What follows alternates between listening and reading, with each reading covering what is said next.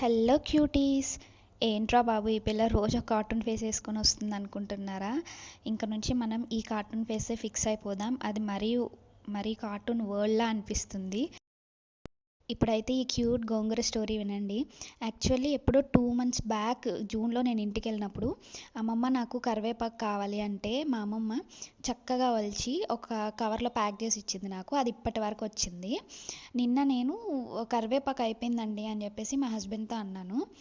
నాకు చెప్పకుండానే ఆర్డర్ పెట్టాడు. కొన్ని వేరేవి కావాలని చెప్పేసి వాటితో కలిపి పెట్టాడు. తీరా ఇంటికి వచ్చిన తర్వాత గోంగూర చూసి గోంగూర ఎందుకు పంపించారు అని డెలివరీ బాయ్ని అడుగుతున్నాడు. అతనైతే మీరే ఆర్డర్ పెట్టుంటారు చూసుకోండి అంటే చూస్తే అందులో గోంగూరే ఆర్డర్ చేస్తున్నాడు.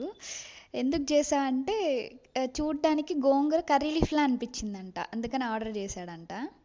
ఉంటుంది హస్బెండ్స్ తోటి, సరేలే ఏదైనా మన మంచికే కదా అని చెప్పేసి నాకు కూడా గోంగూర చట్నీ అంటే చాలా ఇష్టం. సో ఈరోజు డిన్నర్కి అదే చేసుకుందాంలే అని చేశాను. చట్నీకి చికెన్ పకోడా సూపర్ కాంబినేషన్ అంట హస్బెండ్ గారికి. సో అది తెచ్చుకుంటానని వెళ్ళి నాకు ఇష్టం అని చెప్పేసి పైనాపిల్ కూడా తీసుకొచ్చారు.